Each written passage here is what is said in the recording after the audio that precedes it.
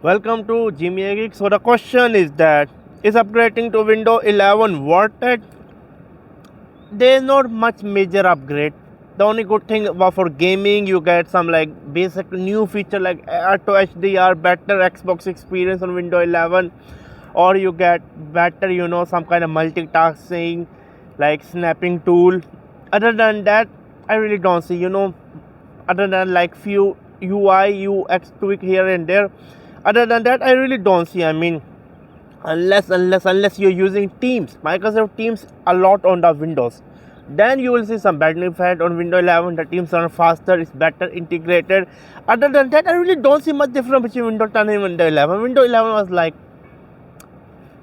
it's just like Windows 10.1 update. I will just say I don't understand why really they have to do like that.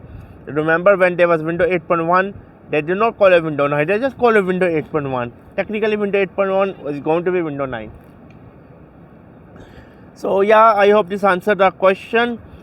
I mean, there's no harm. You get a little bit better experience, but a little bit. Mostly Windows 11 upgrade is free for Windows 10 users. It's not like you're buying a new copy for $100. It's mostly free. Then yes, do it. If you have to pay $100 to upgrade, $50 to upgrade, then the answer will be no. Unless you really need a particular feature.